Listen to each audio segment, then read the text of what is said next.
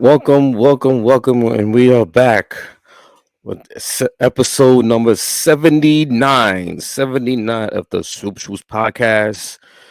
Got the whole crew back up here. You got myself, EricL, aka with 15 and 10 after that inexplicable loss last night in the NBA Cup Quarterfinals. We'll talk about that. We're going to talk about that and more. You got Armastradamus. You got Ernest, aka ebook 88. And Josh is not here, so we're gonna go with The Nets with broke him, but he'll be back. He'll be back when it back. comes to reality. He'll be back. Shout out to Josh, man. Yes, shout out Sean to Marks Josh. said what up. Yeah, Sean Monks told me some things, so I'll let him. I see Doug Vaughn at my job today. Yo, real quick. Yo, I'm on the floor, right? One of my other coworkers talking to me, and I'm looking, and I'm like, yo, I know that guy. And she was like, oh, who is he? I'm like, he's in the league. He's a coach. Yo, she was like, oh, but I couldn't put my finger on it. And then I'm just like, all right, I had to Google it. I'm like, yo, who is this guy? Yo, because I'm like, hold on. What you just Google? Black NBA coaches? No. I just Googled NBA coaches in the league because I'm like, all right, that's not Jamal Mosley because I'm like, the Magic has no reason being in New York. Like, that's not him. So I'm trying to think, like, who else is bald that got a beard? I'm like, I know. I'm like, is it Lloyd Pierce? I'm like, nah, it ain't him. It ain't him. And then I'm like, you know what? The Nets. And I'm like, oh, Jock Vaughn. I'm like, yo, what are you doing here, bro? And then I'm looking to see if he's on the team because I was going to tell him, good luck with the rest of the season. Thank God I checked first before. I thought he was with his family. That would have been crazy. Yo, good luck with the rest of the season. I ain't on no team. Like, Word. Hey, yo, good. I know Cam Thomas is hurt, but good luck coaching him. You know what I mean? Good luck. Yeah. Like, I ain't got no ball. Man. Wait, Josh is here, all right, y'all. Wingstop couldn't stop DeAndre Hunter. Tragic. You know what? We'll get to that. We'll get to that. We'll get to that. So tonight's episode, we're gonna break down the NBA Cup Quarterfinals that happened back on Tuesday and Wednesday. Bucks beating the Magic on Tuesday, and also you had the Thunder advancing, beating the Mavs. Last night you had the Hawks going to Madison Square Garden, beat the Knicks, and also you had a thrilling game, the last quarterfinal game, the Rockets beating the Warriors by 91-90. So we're gonna recap those matchups and preview the NBA Cup semifinals in Vegas. Rockets, Thunder, Bucks, and Hawks. We're gonna discuss CP3 and his major milestone assist. He broke it earlier this week.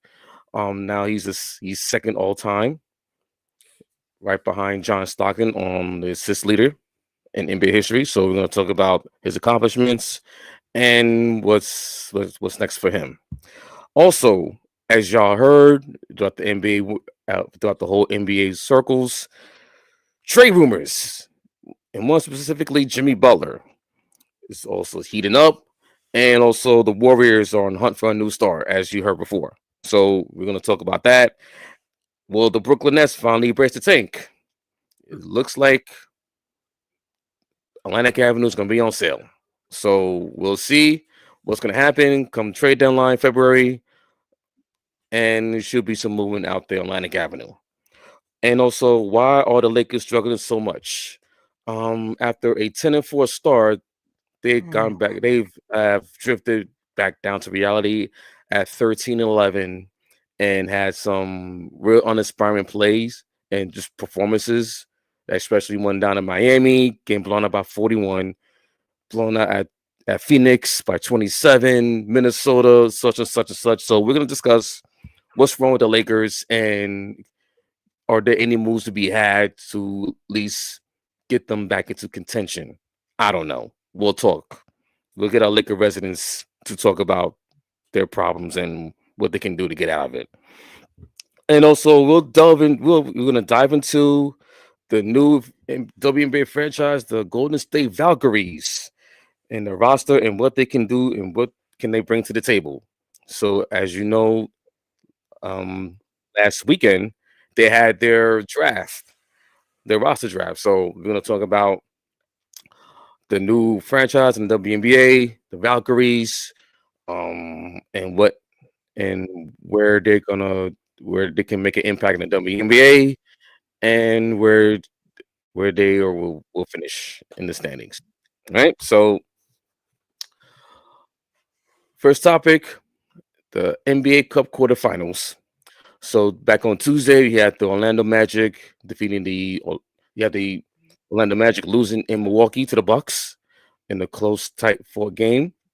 So the Bucks will advance back to the NBA Cup to the semifinals back in Vegas, in which they will play the Atlanta Hawks, who went into Madison Square Garden last night, I deserve. and Oh, they put on a defensive Knicks deserve it quarter all. to beat the Knicks 108-100 to advance to the NBA Cup semifinals, which I am not happy about because I wanted to go to Vegas. But we move on. We'll see you in Orlando on Sunday. all those In stars the in Western that team. Conference. No, go ahead. Continue. In the Western Conference, you had the Oklahoma City Thunder, an impressive home win against the Dallas Mavericks to advance to the semifinals in the NBA Cup. And last night, you had a thrilling game between the Houston Rockets and the Golden State Warriors, in which the Rockets came back and beat the Warriors by 91-90 to advance to the Cup semifinals. So on Saturday, we will have the two matchups between Bucks and Hawks and the Rockets and Thunder. And give us your thoughts on.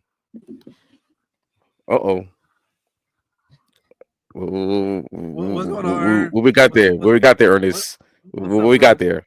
I'll tell you offline. Oh man.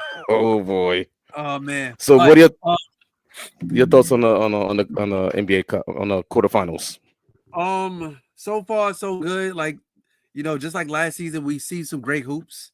As far as like who I think is gonna win, out of all of this, I think the Atlanta Hawks is the wild card in all of this, man.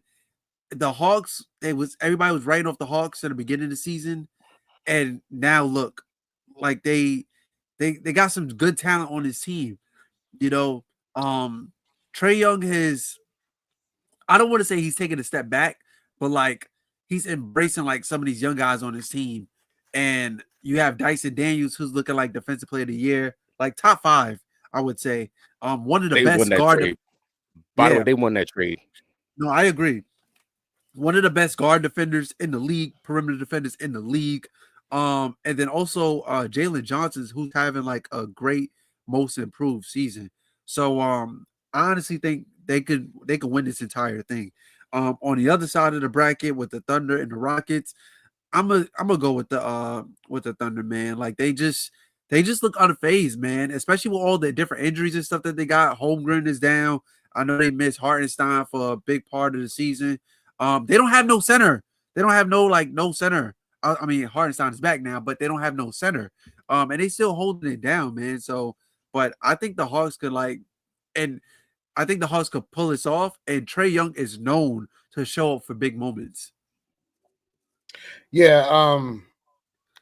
So wait, your final two is going to be who? I got Hawks and Thunder. Hawks and Thunder. I have Rockets, and I have the Bucks. Mm-hmm. And the reason why I'm picking the Rockets over the Bucks is because the Rockets over the Thunder. It's their defense. They're a top defensive team in the league, if I'm not mistaken, number 1 or number 2. Yeah, they're number 2. Number 2. OKC's number 1. Yeah. Right. Yeah. So top 2 defenses in the league, right? I just believe one, they're bigger than OKC. Outside of Hartenstein, the Rockets could really attack. Okay, especially with Shane Goon, he's been playing near all-star level. And I just think just the collective talent around those guys in Houston. Don't get me wrong. Obviously, SGA to me should be the leading MVP candidate. I know what Jokic is doing, but if the criteria is the best player on the best team with the best record, whatever the case is, and that umbrella, we have to go with SGA. What Jokic is doing is phenomenal, and it is unprecedented. But they're the 8th seed right now. So, again, like OKC's been impressive this year, and especially, balling out like this without Chet Holmgren, and at various times playing Jalen Williams at the center's position. They have been phenomenal, right? But I just think Houston, for some reason, they're a bit younger, they're more scrappier to me, and the one thing is they do have to clean up their late game execution, as we saw last night against Golden State. It looked very putrid, to say the least. But I got Houston on the East. The reason why I'm going with Giannis, listen, Trae Young's been balling, and Lord knows I wish that man was in a Laker jersey. But and as phenomenal as that Hawks team is, their depth, when you have DeAndre Hunter and you have,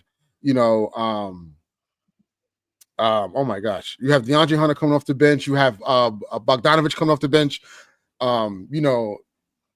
intertwining with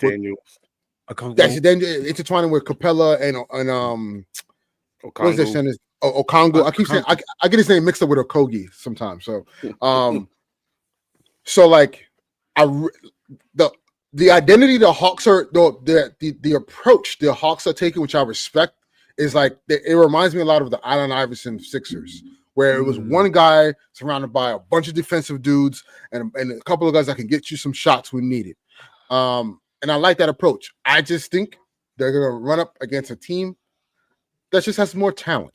And everyone knows I'm not a fan of Doc at all, but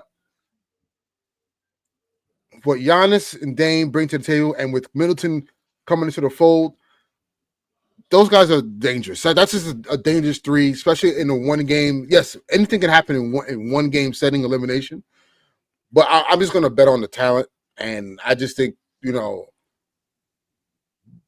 Bucks are going to have the top 4 best players on the floor at all times.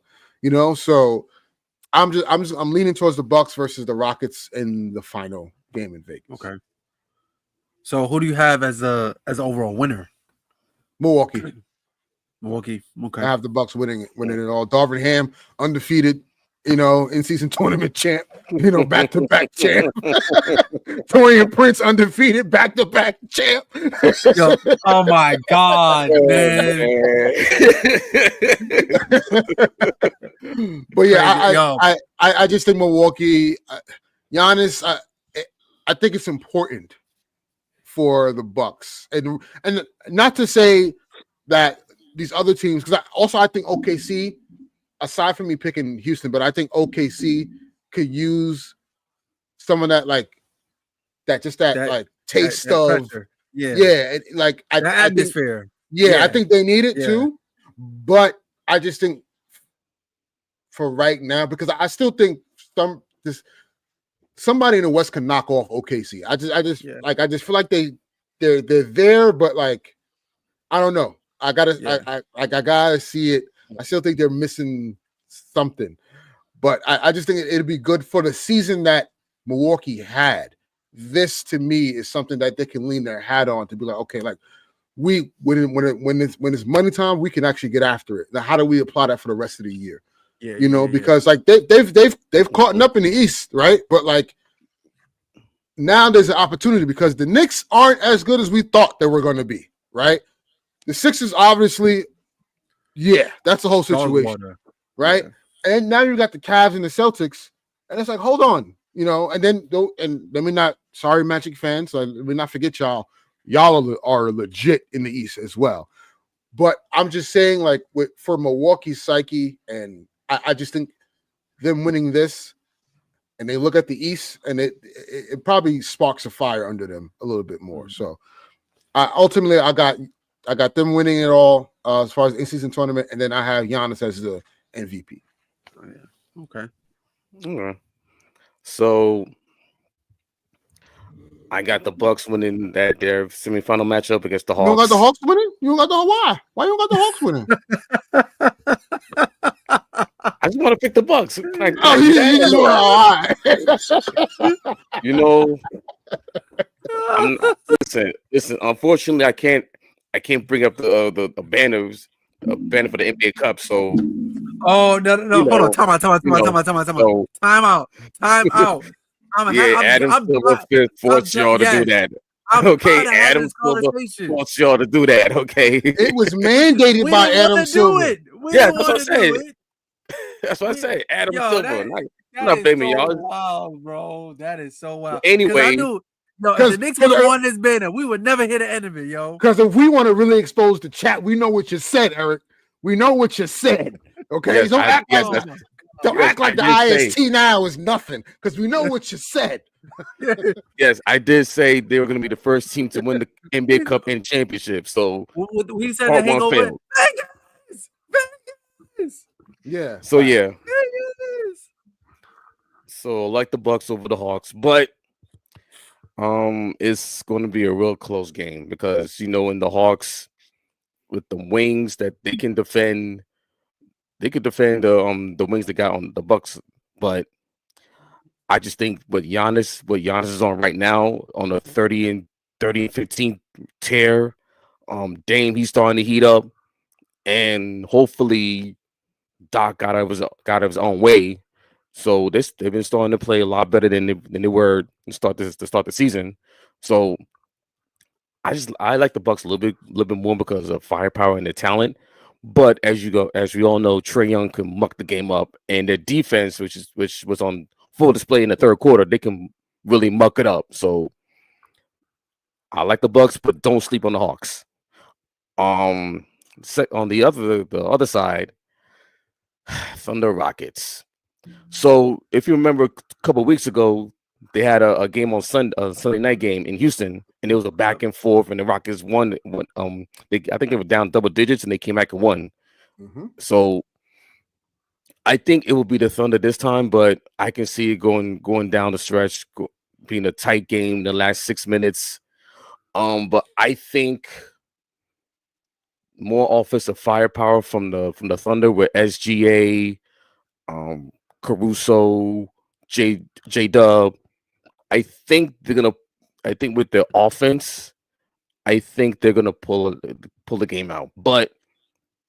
And also the Rockets in the last 3 minutes of the game last night, the offense was just clunky as hell. Like just overall shot selection, just overall play, just like the execution was just way off, and they were showing their youth. You know what I mean? Like, yeah, they're still like they're not there yet. They're not there yet. The Thunder, they've been also the Thunder, they went to the playoffs last year, and you showed it last year. So now they got the taste out of them. I was like, okay, we know what to do in these type of games. Right. So that's where I think the experience is going to come in for the Thunder, and I just think SGA is going to be the best player on the floor from both teams. So I think he's going to be the most the play of the game, and on top of that, I got them winning it all. So, and SGA is going to be the NBA Cup MVP. So I got them beating the Bucks. Okay.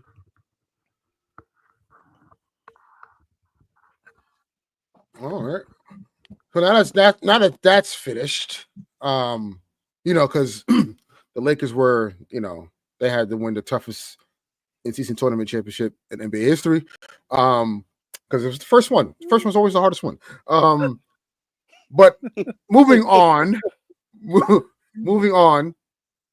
Chris Paul, Mr. CP3, has reached an incredible milestone of becoming the number 2 all-time assist leader in league history.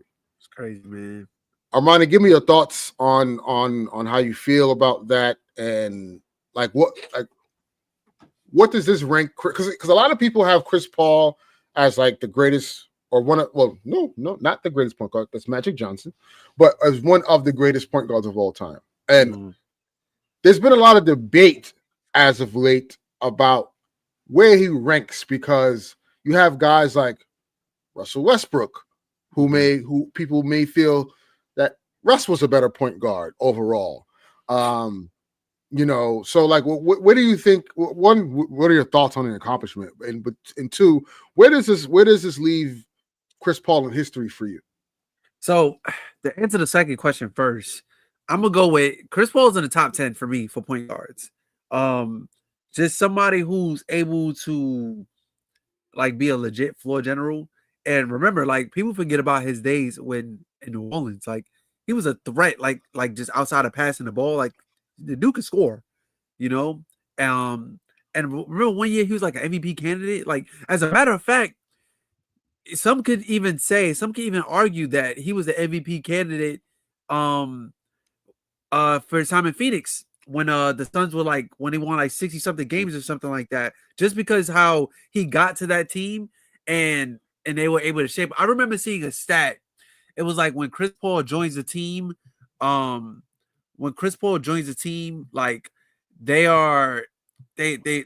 win more games than the season prior, and we've seen that when Chris Paul went to the Clippers. We've seen that when Chris Paul went to the Thunder, he was able to develop Shea and have Shea turn out to the player that he is. And they was able to make the playoffs, remember, in the bubble.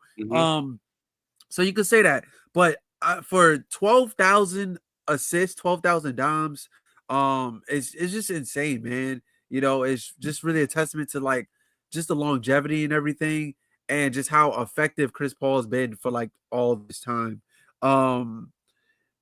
And yeah, that for somebody who's a straight floor general, can impact the game in many different ways, who's just who has very, very high IQ, very high IQ, it's just amazing to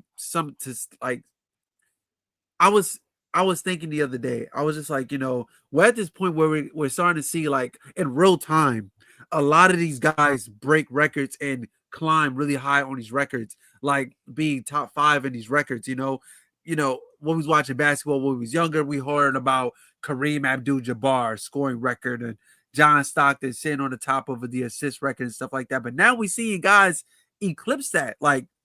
You look at the assist record, that top 10, you got LeBron on that list, you got Russell Westbrook on that list, so we're seeing a lot of guys that we just watched their whole career and now they're on this list. But it just shows just time. So Chris Paul, like I said, on the video I did on TikTok, it's impressive, man. It's just really impressive. It just shows all the how he was able, and I'm gonna say this again, just how he was able to impact all those different teams, because all those teams, he led them in the right direction, and he was able to win games and have pretty deep runs in the playoffs, I would say. So Ernest, what are your thoughts on CP3's accomplishments? He's a first ballot Hall of Famer. There's no question, no doubt about that. As you mentioned, Armani, any team that he goes on, his team improves and wins. Look at it with the Clippers, bring them to the playoffs for the first time in a long time. The New Orleans Hornets at that time, when he got drafted, they got him to the playoffs and got him to a second round appearance. Yep. Got him to the second best record in the Western Conference.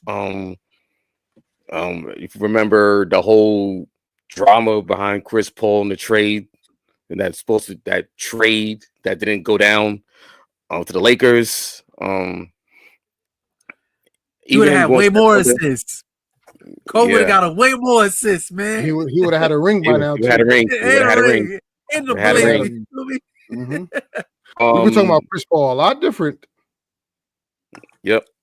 Also, his time with the Thunder for that 1 year. That was supposed to be a rebuilding year, but they made it to the playoffs.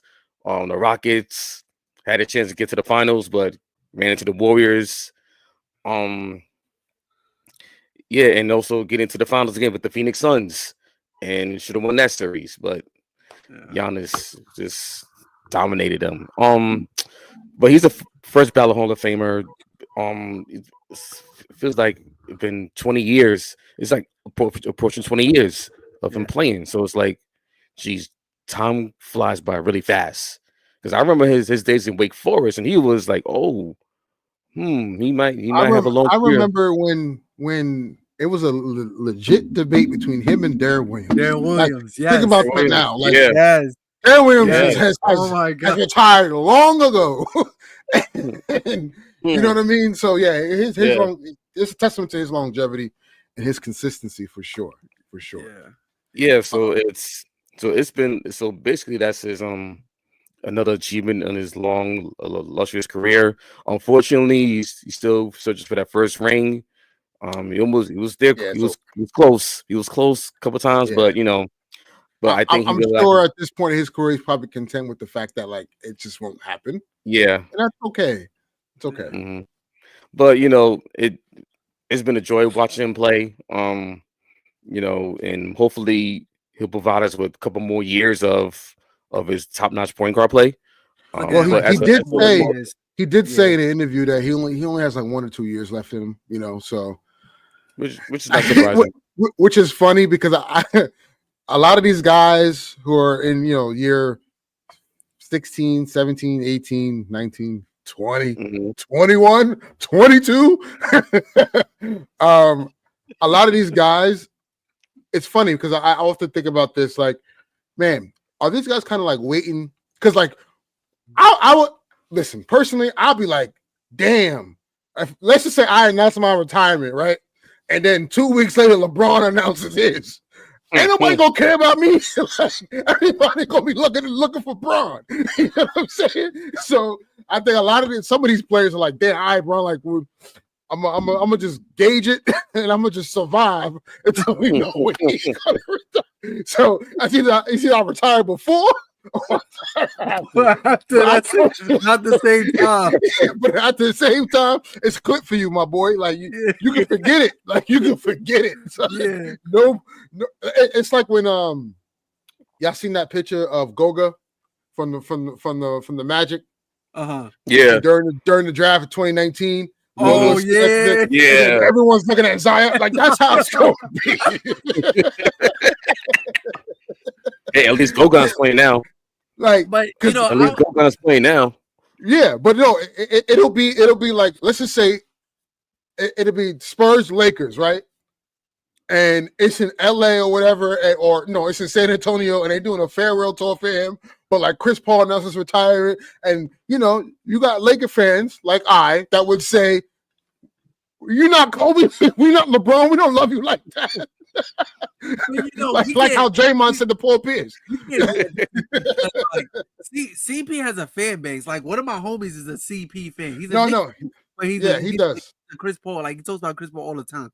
So I know a lot of people who's like pro CP, and like especially when the Suns made that run and got to the finals, we was all like, "Yo, CP is about to eclipse that," because like he was in this bubble, trapped in his box, where him, Carmelo Anthony, Steve Nash, Allen Iverson, like T-Mac, Vince Carter, some of our favorite players growing up could not win a championship. And we thought Chris Paul was going to ascend and win it. But unfortunately, it didn't happen. So, yeah. He got a fan base, though. He got a good fan base, so. But, yeah, I see what you mean, though. If Bron was to say I'm retiring, you better just. You gotta figure out, like, you gotta. Hey, like, what year you thinking about? Because I'm trying to retire. I ain't coming. Like, how long are you thinking about playing, bro? Because I gotta figure it out. Find a way to hang around a little long, Yeah. Moving on. Shout out to CP3 though, man. Like a legend in the game, the point guard. It's incredible to see a player develop, and you kind of see his maturation throughout their whole career. Like we don't appreciate those moments a lot. And we and we don't appreciate it until these guys are gone from the game. So, let's just make sure we're giving CP3, their flowers, as well as the other guys in upper echelon that's about to retire, right? Like, just give them their due, because when they're gone from the game, it is going to be a void. You know what I'm saying? And the NBA is going to be an influx for a little bit, I believe, as well. After I'm talking about the likes of LeBron, Steph, KD, CP3, Westbrook, James Harden, Kawhi. Like when those guys, Paul George, Debo, when those guys eventually say it's over and hang it up, the NBA is going to be in a very interesting place. So just really appreciate these guys now, and and just appreciate the basketball. And on top of that, I don't know if you saw something on Twitter, the figures about the prices of the tickets has dropped dramatically for the NBA Cup semifinals. Yeah. And it's twofold, right? Because Armani, we talked about this earlier in the chat. Like, yes, it's great because people in Vegas or whoever is flying out to Vegas to go see these games, you can afford. They're very affordable tickets. Oh, you just want something to do. Just something to do. Mm-hmm. But also at the end of the day, this is a business, and it's a revenue-driven business. You cannot tell me that a $29.99 ticket is appealing for the likes of the investors in the NBA and Adam Silver. Yeah. Because I can guarantee you, if the Knicks, Lakers, Warriors, Celtics are in the pool in elimination in quarterfinal play in Vegas, those prices are way up, and it's sold out.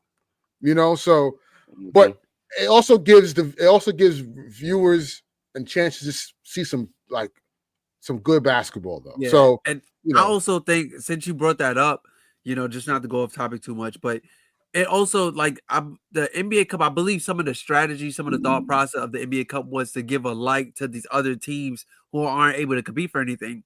So if you look at the Houston Rockets of a couple years ago, they were bottom feeders, man. They were just worse in the conference. They were stacking up all these young players, but could not find a right system to put together. You bring in Ime Udoka last year. You bring in FVV last year, right? You bring some veteran presence, Dylan Brooks. Jalen Green takes a leap.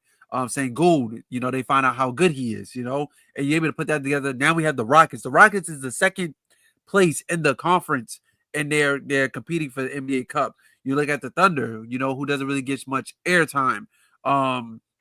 You look at the Bucks, obviously, because of Giannis, and you look at the Hawks. Like I said earlier at the top of the show, a lot of teams, a lot of people just writing them off, and now they're all here.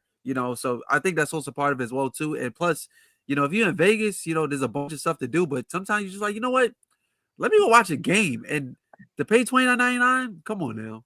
No, yeah, especially for an event that's gonna have a bunch of stuff happening, and NBA is gonna do it real big. Yeah, but I also think too, the NBA has to do a better job. Who is that? Anyway, the NBA, that's my friend Diamond. Oh, what's up, Diamond? The NBA, I just didn't know what emojis were that were. Yo, shout out to everybody in the chat. Shout out to everybody viewing. Appreciate y'all. Please like and subscribe to our channels. Follow, do all that stuff, man. What's also funny, and it's the NBA's own doing, is the fact that the promotion for these teams. I'm sorry, Diamond. I'm sorry. I'm not calling you out. I'm sorry.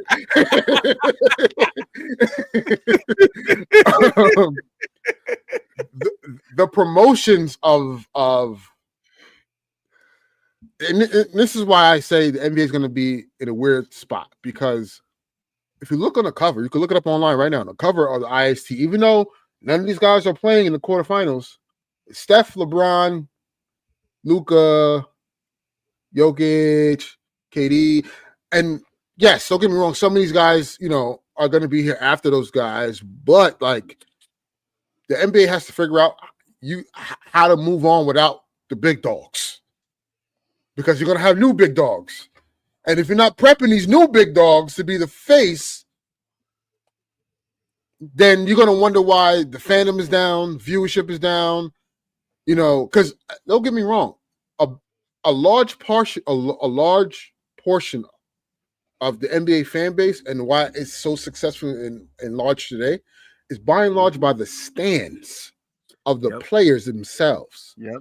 Like they bring in their own fan bases into the game, and now that creates, you know, you may have a love for the team now, you know, because of the team that he plays for, and so forth and so on. So it's just like the NBA hasn't done. They've leaned so much, and LeBron and Steph have been carrying. KD's been like those guys have been carrying for a long time, even still to this day. So I just think they have to also do a better job of just promoting some of these other guys. Just trying to, you have to be able to move on past them because they won't be here soon. So and also I think what the NBA is missing is the element of storytelling. The storytelling of other players besides the big main stars. Like remember back then we had NBA Inside Stuff, NBA Action. Stories of different players. We have a week. It would be a weekly show about games, and then this certain player on the team, this certain player on the team, this certain player on the other team. And it's like, oh, I didn't know. So it created more interest, and also you had. And also the popularity was so high at the time because, you know, you had Michael Jordan, you had Ewing, you had Clyde Drexler, Shaq, Penny, Hakeem. So you had those profiles of those players, and you also had the profiles of the up and coming players, and also the role players. So there was a storyline for each group of players on the team. So there's a whole lot. There's a lack of that. And also with the whole debate spear on these networks of who's the better player, will this game be the final legacy of LeBron James, or is it like it's, and they repeat the same redundant question every single day. Yo, and they literally ESPN literally posed the question because the Lakers were losing. Does this affect LeBron's legacy? Like, oh gosh, yeah. LeBron is. You know what? What Diamond? Are you a Knicks fan? No, she's not a fan. She's not a basketball fan. Oh, so she a fan. Okay. Yes. So that's one of my homies right there. So it's just weird how like and the networks have taken over the storytelling and they made it narrative based, and that's the problem. You can't push the narratives because you want to protect Black Jesus. You want to protect the black cat. You want to protect Jordan, and I understand it. But at the end of the day, let it go. Like you have, like history moves on. You let it go. You know what I mean? So it's just like I don't understand just the concept and the agendas that are being pushed. Like that's the thing that bothers me the most.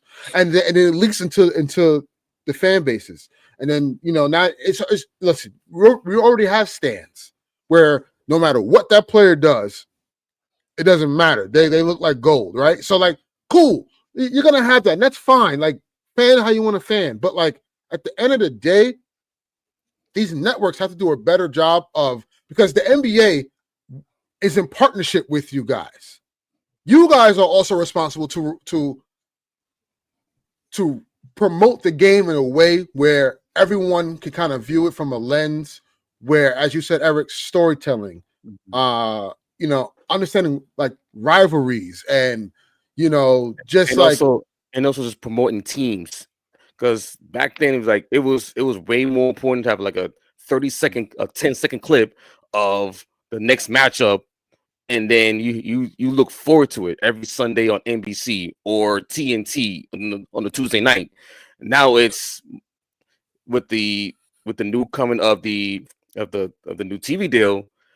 How's that gonna keep the casual fan in line and trying to like unravel them up for the upcoming games. So it's like the NBA really needs to take a look and restructure, not restructure, but take a look of how they can like rebrand, not rebrand, but like just provide some new energy, provide that spark, provide rivalries. Like I know. There's this thing called rivalry week, but then again, it's like y'all kind of like lost. You kind of like lost out on what the rivalry is, what the true definition of a rivalry is.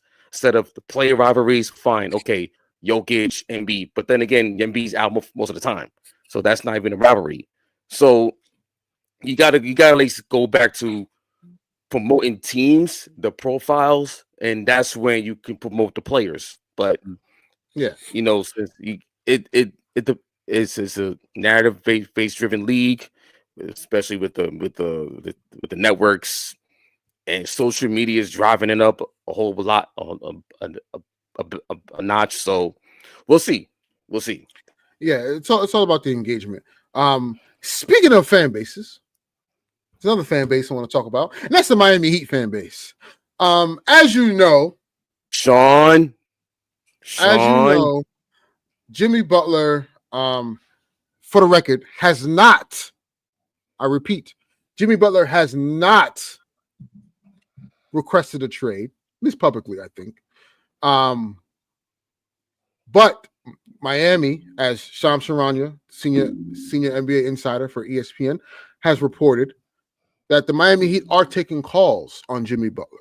And as you know, Jimmy Butler his contract is he has a player option this summer for about 52 million, if I'm not mistaken, or 50 something like between 50 and 56. It's in the 50s. And he plans to test free agency. It has been reported that Miami has no interest in picking up his option either. Well, wanting him to pick up his option, or give him a max extension is what he wanted from Miami to begin with. And the reported teams are Golden State Warriors, the Houston Rockets, the Dallas Mavericks, and the Phoenix Suns. So, Armani, give me your thoughts on this trade request, I guess, or this, or is this a negotiation tactic from Jimmy on his side? Do you believe that Jimmy will eventually be traded? And if so, where to? And where do you think he best fits? I think it's actually weird because I was talking to my boy Coop. Shout out to my boy Coop. We was talking the other day, and shout out to Coop, man. Like, I'm just like, it's weird because like the Heat was starting to roll, like they was rolling. They smacked us by 41, and now they talking about trading Jimmy. And the writing was on the wall like last season. Like Pat Riley's tired of Jimmy's. He's tired of his shit. You know, just plain and simple. We're just tired of it. Yeah, it's antics. All the antics and stuff like that, and not being available. But also the thing is, we look at it this way because we do give Jimmy Butler a lot of credit. We do, because he was able to make deep playoff runs when they weren't supposed to. You look at 2020, them in the bubble, taking the Lakers to 6 games. You look at 2023, making it to the finals, running up against the Denver Nuggets. So those 2 years, they were not supposed to be there. So we give Jimmy Butler a lot of credit for that. And the past couple of seasons is just his health, his availability, and like also age as well too. Like, but also I think part of that is you got to look at the front office as well too, because y'all haven't been making no moves. Y'all haven't been making no moves. You know, y'all plan A sounds very familiar. y'all plan A was to get Dame. That didn't happen, and then y'all didn't try to do anything else. So, you know, and I can see why. It's kind of like that's why he's ruffling the feathers a little bit, because he's pretty much saying like, y'all need me. I'm all you got, you know, because like who else is pulling up there, you know? Like I'm making his team relevant outside of Braun and D Wade, and it took some time to get back to that point. But as far as him getting traded, I can see it. I just don't think it's gonna happen during the season. I could probably see it in the off season. And where to? Oh man, it. I do want him to actually like be in a place where like he can fit. Um, and I'm gonna go with the Warriors on this one. Like the Suns, I just don't like that fit because you already got issues where you got three great scorers on the team, right? And where does Jimmy fit in all of that? You look at the Warriors, you got Steph who's trying to win one last one. You got Draymond and the intensity that he brings, and maybe Jimmy could add something to that, just like that intensity as well too. So, um, but that's just my whole thing with Jimmy. It's just weird because like this Loki came out of nowhere about him just wanting to be traded and everything. Eric? Well, I'm not surprised about the trade rumors because once Pat Riley laid down the gauntlet at the end of last year at his press conference, the time was ticking for him to head out because he was not giving a contract extension with that. So, and also with his availability not being available during the season and also during the playoffs, and also the fact that Pat Riley comes from that era of you playing all 82 games. We play hard every single night, and you show up every single night. Preseason, regular season, playoffs, we show up and we work. So with that, you kind of saw the writing on the wall once Pat Riley got at that press conference back in May, and now it's just like the wheels are starting to turn. They're not giving him a contract extension.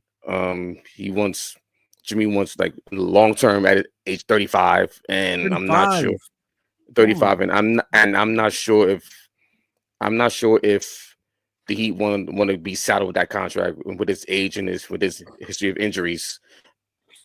What's going to be interesting is what do the Miami Heat get in return? Because you got to find a partner. I know those four teams: Suns, Warriors, Rockets, and what was the other team that's on the radar? Mavericks. Are those teams willing to give up draft compensation and young players for Jimmy for Miami? I'm not sure. I'm not sure if the Warriors want to. And also, quick thought: the issue is to get Jimmy is going to cost you like 4 players, like 3 to 4 players. You know what I mean? Just to get to that salary.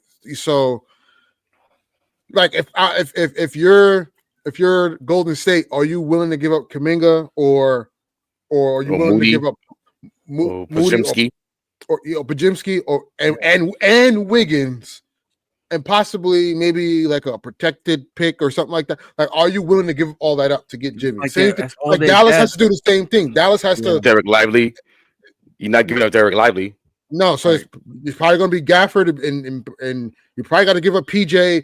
Like, it's just, you know what I mean? So, like, it's just, to me, the most sense, if you're going to give up all those assets, it's probably Houston. Because Houston has more of a younger roster, you can kind of get some of those guys outside of Jalen Green, outside of Jabari Smith, and outside of Şengün. Pretty much, you could probably get anyone else on that roster for Jimmy Butler, right? So, and they have picks that they can give. So, to me, Houston makes the most sense financially and roster wise. But it wouldn't. I think the fit for Jimmy will be Golden State because he wants to win right now. So, yeah. So I could see that. I could see him going to Golden State. And on top of that, the Warriors were inquiring about Jimmy Butler last year during the trade deadline. If you really think about it, they were. So now, as we segue in LeBron James, we can segue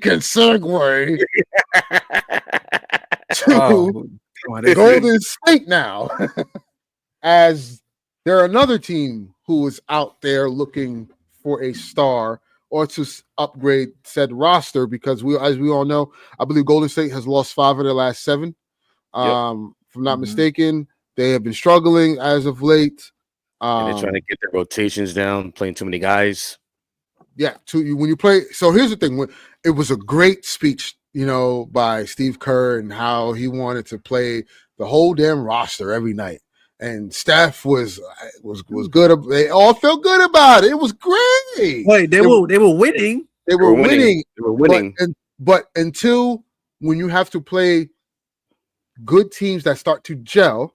Yeah. Here's the thing: when you're spreading minutes all around like that, guys can't get in a rhythm. You can't get in the rhythm. You don't know. So you're like, damn, I'm only going to play like 10 minutes, 6 minutes. You don't get the rhythm you need to be on the floor to kind of run your offense and defense, get a feel of the game. There's no segmentation. Right. So there's literally no segmentation. So now that they're coming to earth and they're realizing, hey, this ain't really working. So, Armani, if you're Golden State, if you're Mike Dunleavy Jr., what is the route you go? Obviously, we've heard about the Warriors and the Lakers talking last trade deadline about LeBron, and that was quickly nixed down. And obviously, the rumors. Shout out to ESPN again. Pushing the narrative about LeBron and the Warriors, and Kendrick Perkins talking about his sources have told him that if LeBron decides to request a trade, Rich Paul's not going to stop it, and they'll try to make it happen. Newsflash: LeBron is not leaving the Lakers. I'll say that for at least right now. He's not leaving the Lakers. Clip that. Where do you think? Well, he might not leave us to another team. He might just leave us just to say goodbye. It could be. I don't know. I hope not. But Armani, what's the direction that you would take if you were the GM? Would you try and go and get a star? And if you decide to do that, what star? Or you just like, you know what? Let me just get that. Let me call up the Nets. They're selling the farm. Let me call, the Wizards or who. Like, let me call some of these other teams that are not really winning, but they need to get off some guys, and I need I need better role players around that I could, play in long stretches. This is a very weird situation because like Golden State could profit on both sides.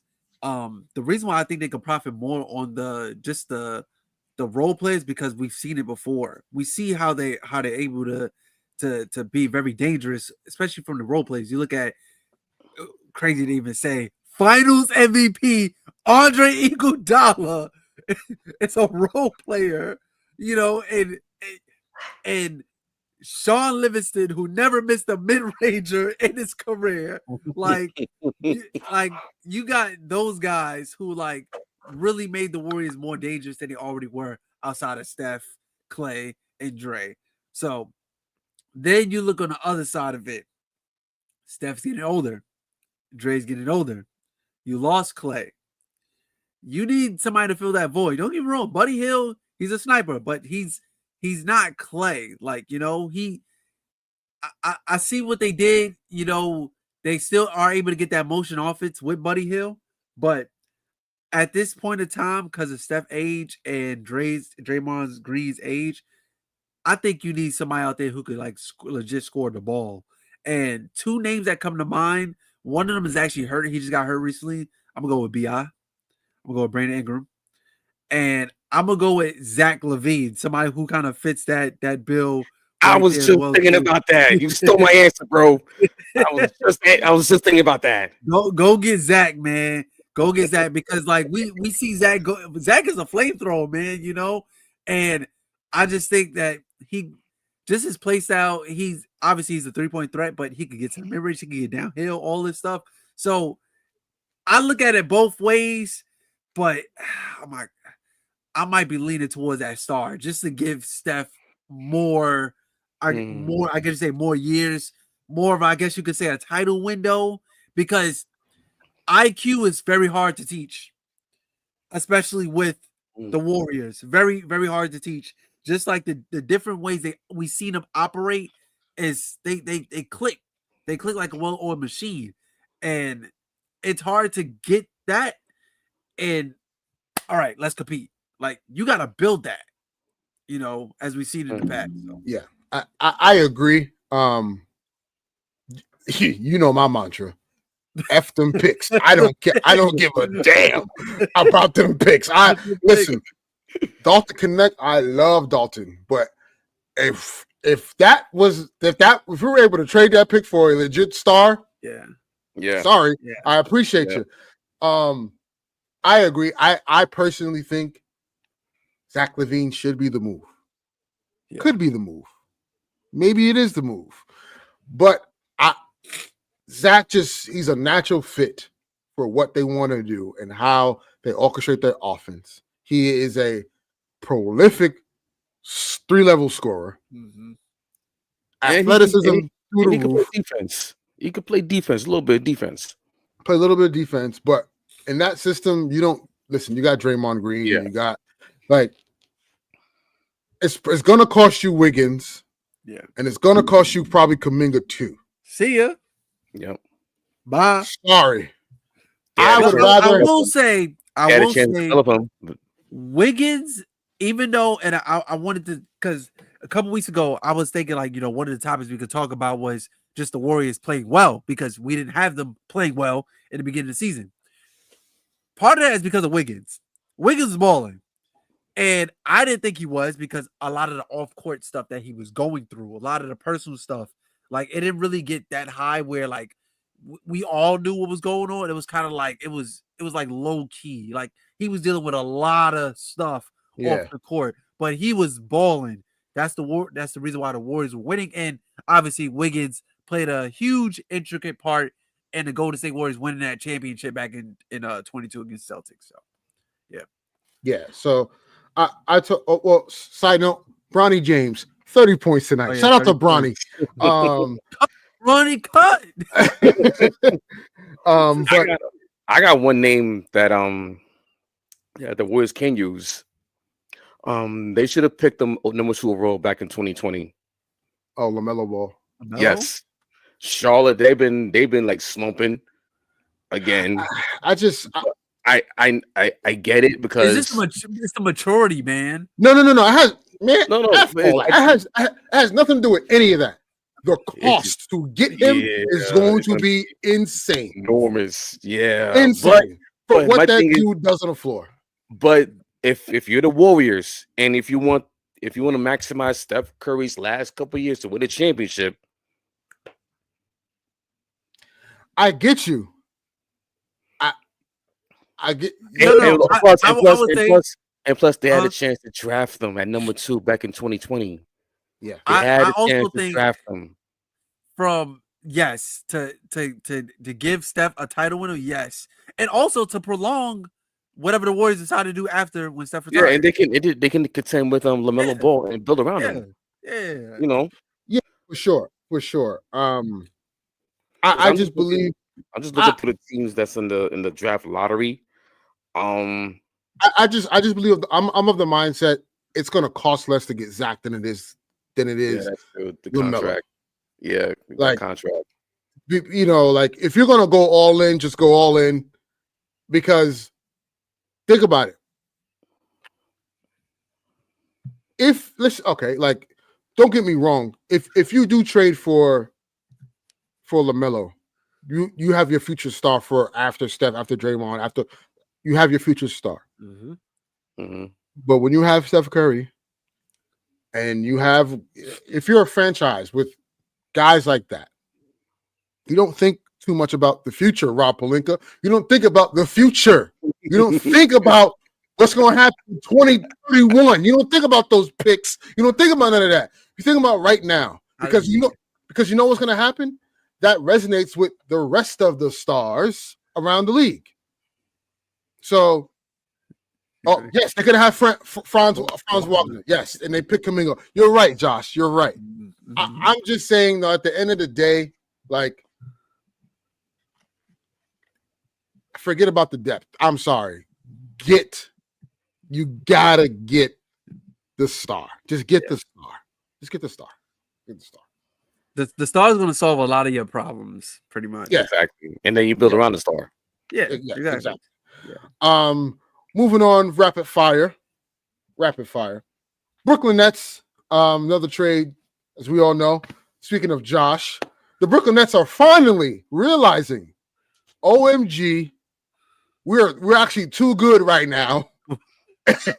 And we need to chill out. We need to chill out because they're trying to win every game. The coach is trying to win every single game, okay? And the players are riding with him. and they're supposed to be contending for Cooper Flag. Josh, don't leave the chat.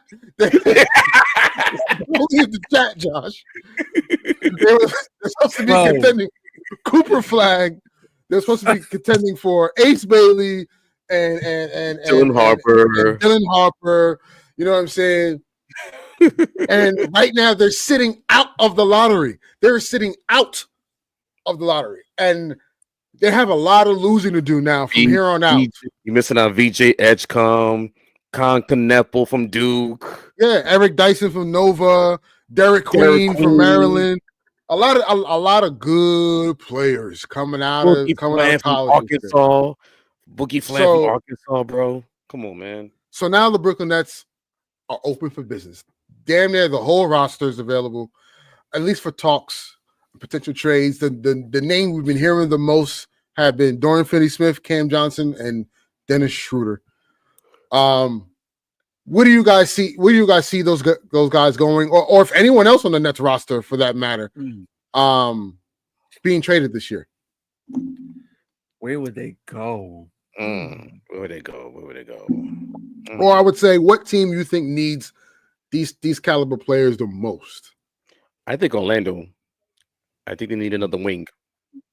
I do like that.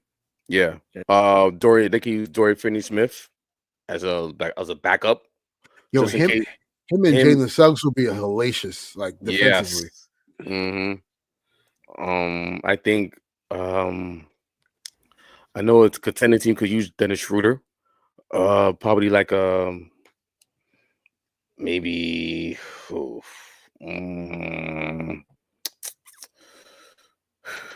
Grizzlies? Yeah, Grizzlies. I think the Grizzlies could use a backup point guard. Or why? Scottie Pippen Jr. has been playing really well. Oh, that is true. That's true. Yeah, that is true. Yeah, that is true. What about OKC? What about OKC? I mean, you have a lot of guard play, so I don't think he would get minutes in that. For Dennis, for me, Dennis Schroeder on a contender team, especially the way he's been playing. If all right, obviously if he's a contender on a contending team, he's probably going to be the backup. I'm Phoenix. Hey, I also will look at the health of Dante Exum, because Dante Exum helped out the Mavericks a lot last season.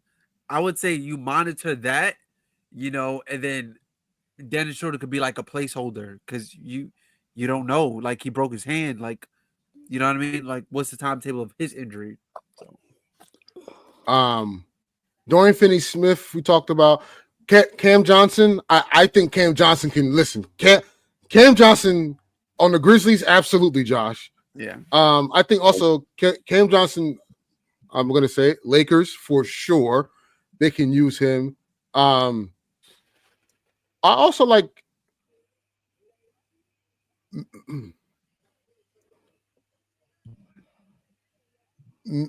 maybe depending on, I like Cam Johnson with the Clippers too. A lot of teams could use his services. I think the Nets are going to get some really good value for him. He's been playing out of his mind this year. But the player I'm intrigued about is Day'Ron Sharpe. I think Day'Ron Sharpe is a sleeper that a lot of teams are not really, at least from what I know, like a lot of teams are not really high on yet. He's rookie scale contract. He's a motor center, can rebound, athletic. I like Day'Ron Sharpe a lot. Obviously, I'm a fan of Cam Thomas. Listen, I would love Cam Thomas. I understand him now. Yeah, I understand him now. yeah. I understand him now. But yeah, if the Nets play this right, they can get a great haul for some picks for those guys, and some assets for the future that they can use to sign Jimmy Butler in the offseason. Josh is close his laptop.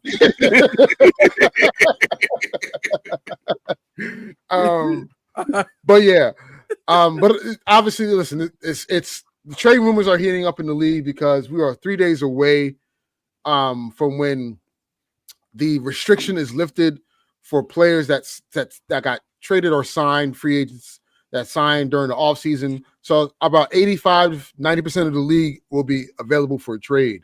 And there's a lot of teams, especially in the West, because the West is interesting because OKC could be had.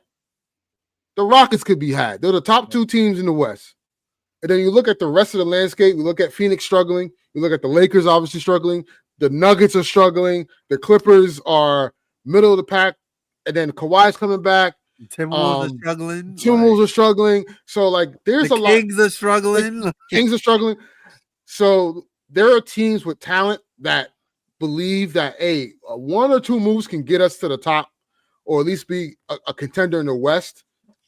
And a lot of these teams in the East have players that, can help out these teams in the West. So going to be very interesting to see come starting November 15th on to February 8th trade deadline.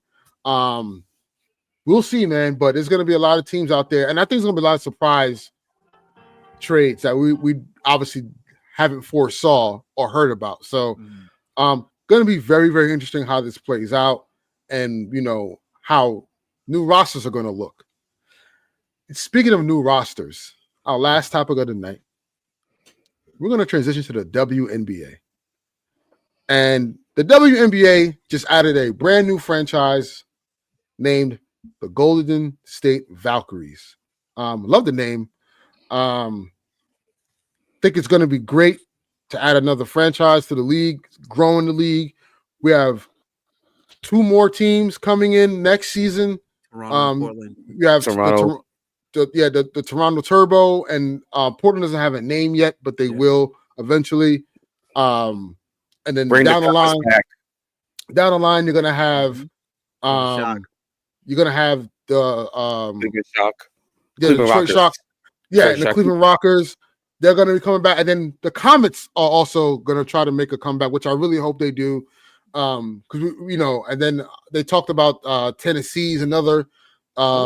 Yes. The commissioner, I forgot her name. Excuse me. Val Ackerman. Yes, Val Ackerman. Thank you, Eric. She was on NBA Today. She talked about potential cities. And Tennessee was one that was mentioned, Memphis, the Grizzlies, and all that stuff. So, going to be great to see. But they had an expansion draft on Friday last week. And it was kind of just like under the radar. And, obviously, like with expansion teams, you have a roster full of role players. So out the gate, they're probably not going to be as good. They kind of you're going to have role players trying to be stars. And, just trying to find their way and making a statement for their new team. So it's going to be some bad basketball we're going to see. It's just the nature of it. It happens to all expansion teams. But, Armani, give me your thoughts on what you think, how this is going to impact the W, but also how can the WNBA do a better job of promoting? Because this is huge. Like, this is like when the Vegas team gets announced for the NBA, and when the Sonics come back, it is going to be a spectacle. It is going to be something. The draft is going to be crazy. You're going to have, they're going to do NBA countdown. It's going to be a whole thing, right? And what are the ways you think the W can kind of replicate that, or at least be better at it? For their league, just to expand it on it. So for this team in particular, the Valkyries, right? I'm gonna be bouncing around, so pros and cons and stuff. A pro, the league, or just everybody's looking at Golden State right now, not because of the Warriors, No, because of the Warriors. But because All-Star Weekend is in Golden State next year. So you are debuting a new WNBA team, and we've said this many times on the pod that there's just a pileup. Um, there's a pileup of of ladies, in the league who's not getting the opportunity to shine because I seen a thread on Twitter the other day, and it was just like there's not a G League for the W. There's not a developmental league for the W. So there's just like so much like pile up and players who can't even like showcase their stuff. And then we spoke about like the draft eligibility, in the past and stuff like that. So providing a new team gives more players an opportunity to play. Now, the con is, and it's not really their fault, it's because you're I don't want to say you're dead smack in the NBA, but like you got the NBA Cup going on, NBA season's going on, you got football going on. So, and then plus a lot of people are still trying to get adjusted to sure, it's one thing to get adjusted to watching WNBA games, but it's another thing to kind of follow it in the off season because like it just dies off, you know. Like I know the Liberty, like I follow the Liberty, they're still trying to keep their content fresh, them winning the championship and everything, but then it's like there's really no media for it for the WNBA. Like there's nobody talking in the off season like, yo, can the Liberty repeat? Like in the NBA season or off season, that we will hear that question every day. Like, will LeBron win his first ring? Like we heard that because of what happened the previous season. Or can the Golden State Warriors repeat? Or what will KD look like in the war? There was so many storylines and stuff going on. Whereas the WNBA is kind of like we're limited to like only what 3. Will the Liberty repeat? What would Aja Wilson look like next year? And what is Caitlin Clark going to do? So outside of that, everything else is quiet. So while the expansion draft happened, we got a leak that one of the Liberty players, Kalen Thornton, was headed over to the expansion team, and the draft didn't even happen yet. Yeah, the draft it was like a whole hour before the show even started. A whole hour, and like I understand, like when we watch a draft, when we watch a WNBA draft, usually like if you're tapped into like Bleacher Report or like Woj or Shams or whatever, you're getting the draft announcement like maybe seconds, maybe 20 seconds, or maybe a minute right before it happens. With that, we got that message a whole hour, and we just like, damn, like it's like that. But they have to do a better job marketing that because like you want people to care about this new team. You want people to care about the expansion, and you're trying to grow the game. So like, and like I said, part of it is not really their fault because just the timing of everything. Like you can't stop NBA basketball to do your expansive draft, or hey, you can. Maybe you can. Maybe you can say, you know what, we taking the time slot. We trying to promote our game. But I just think that they're scared to take risk. You know what I mean? But that's pretty much it. What I think about this whole expansion thing going on is definitely great for the game. Like I said, women's basketball, just women's sports in general, is fun to watch. We watch like, hey, if y'all watched game 5 of the WNBA finals, was the most watched WNBA game, I believe, in history. So that shows you that the game is growing. They're selling out arenas and stuff like that. But the WNBA just got to do a better job in marketing their product. And on that note, I agree. I have no issues with no disagreements with what you said, because I've always felt this way. And it's just like, and I don't want to sound like whatever, but like Asia's been in the league for over 5 years, if I'm not mistaken, right? Something like 6. Yeah, right. And Caitlin Clark brought a huge fan base with her, and it's like, why did it take that to get its due? And no disrespect or no issues with Caitlin Clark, because she's a generational talent. Like she is my sleeper to be MVP next season. 7 years for Asia. 7 years. We're going into 8. Caitlin Clark is my MVP pick for next season. But it took this long to get, and I get it. Like the marketing has been great. The TV partnerships, like it's hard to catch some of these games back then. But it's like you got to invest more in the product. You know what I mean? Because these women can freaking ball, man. Like it's even with the influx of the amount of fan bases that are coming into the league, you can clearly see as to like, man, y'all really dropping the ball. Like, you know what I mean? So it's just I just really hope that this offseason, especially during the CBA talks and all that stuff, they're really trying to hammer down like what are the things we have to do better as a league to promote our game. I was thinking, like, you look at like the NBA, like the jump, right? The jump come on like 3:00 in the afternoon. To my knowledge, I don't think the WNBA has a show like that. And I think because one, maybe they're just waiting to see the interest. Like, all right, people's gravitate towards, all right, let's do something like that.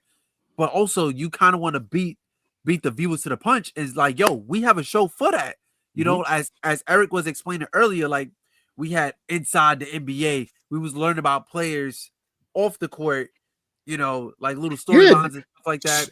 Do things the NBA got away from. Yeah, exactly. That gravitates, you know, and obviously it's not going to be easy, but for those but that's how you build the fandom. Like exactly. This is why, you know, this like I'm sure part of the reasons why Eric is a Knicks fan is because not only because our dad is a huge Knicks fan, but it's the stuff he grew up watching. The Patrick Ewings of the world, the Sprewells, like, you know what I'm saying? The same thing for me, like with Kobe, like watching Kobe and NBA Inside stuff, watching Shaq, that to me was like, yo, like, oh, okay, you feel a little bit closer to the player, or because you have more of an understanding of who they are as a personality versus just a person with a jersey on and they're putting up 40 points a night. Give some real stories behind these women and their day-to-day lives. You know, locker room talks, or you know, being able to talk to them after a tough loss, and how does that, like, just knowing who they are as a person, right? And it's just, if they can just do that, and they have to start from the ground up, they have to. It is what it is. It's going to take time, but you have to fix it, because guess what? The talent coming in is only getting better. It is only getting better. Did you not see what Notre Dame did to UConn today? Yeah, the talent is only. She damn near had a triple-double. It against Paige Beckers. Listen, do you see what Juju's doing along with Kiki? Yo, did they outscore a team the other night? Yes. Yeah. They combined had 89 points combined. And they had more than the opposing team. And then also on top of that, didn't South Carolina lose like their first game since like 2019? Yes. Yeah.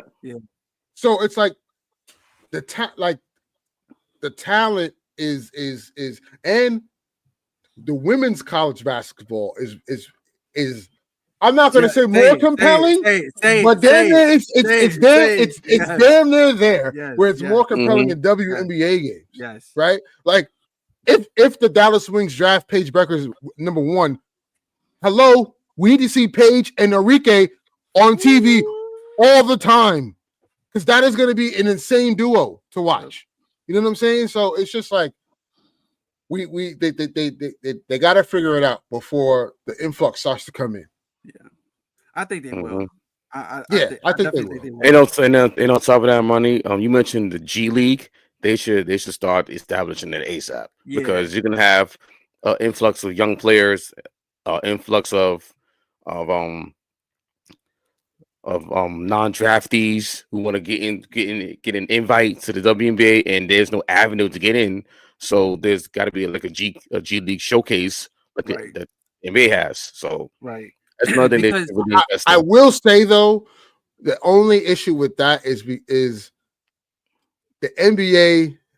It looks like good night, Diamond. The NBA looks at the G League like a failure. And what I mean by that is the total discourse of the G League, it looks like it's frowned upon. Like, oh my, like you went to the G League. The G League is like a graveyard. The G League, like in terms of when you look at baseball has a farm system, right? Like when they draft these guys, they go through, depending on what your talent is, whatever. Sometimes they draft you right out of high school, and you go into single A, triple A, single A, double A, triple A. And depending on your talent, you just go through AAA, then you go to the majors, right? The G League has to do a better job of investing in the talent, or pouring more money. They got to do something, because like the G League feels like a place where, like, you know, players go to. It's a graveyard. Thank God for Bronny, because Bronny's selling out every G League game he goes to, right?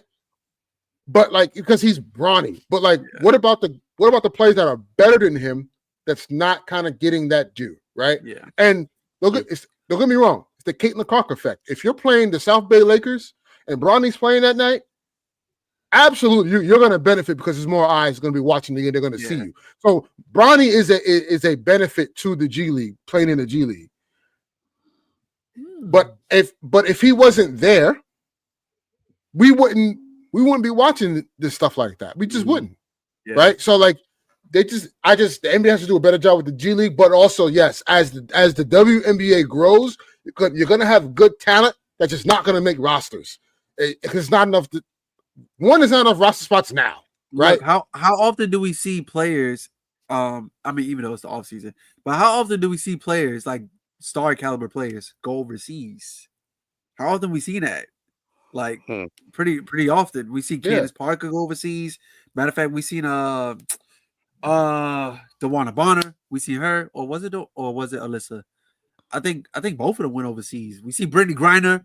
We see her go overseas. You know what I mean? So that's because, like, well, and I mean, obviously they still want to earn a paycheck, you know, even during the off season. But like, you know, sometimes some of these ladies, they got to go overseas, you know, because there's, you know, so. But yeah, no, I definitely agree. I believe WNBA. I believe they're gonna get their act together, because like this season showed them the potential of what they can do. Like, I've seen people rock WNBA merchandise like more than ever now. You know, they just did a collab with Essentials, with Fair God, and they're on a bigger, like, grander scale now. You know, like it's like that's the new cool thing is to, you know, watch the WNBA, watch women's basketball, and see what's going on. And it doesn't pay to invest in a WNBA game. Like, you know, the tickets be like cheap. You know, I was going to a lot of Liberty games and stuff like that, and I was watching some good quality games. Like, there's some hoopers in the league. Like, you know.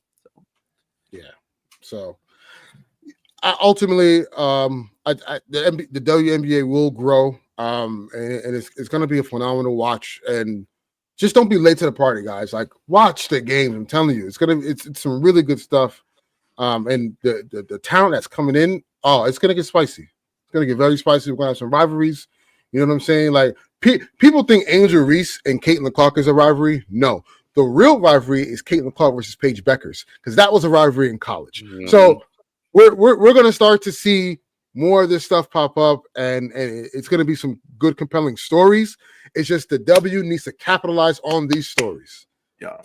Yep. So with that being said, thank you guys for tuning in to episode 79. There's going to be listen, you got the in-season tournament happening this weekend on Saturday. Championship on Tuesday. And then championship on Tuesday next week. So next week we'll be back. We'll recap the championship game, the quarterfinal game, and some more trade rumors, because obviously by that time, December 15th will be up, and there'll be a lot of talks happening around the league. So until next time, peace and love. Take care of yourselves. Take care of the people around you. Take care of just your mental, man. And watch some damn basketball. Don't watch the Lakers, though. End the show. Don't watch them. Peace and love, guys. Don't watch them. Protect your mental. Don't watch the Lakers, though. Watch the Lakers Friday night. We're going to lose about 40. Why would you want to do that?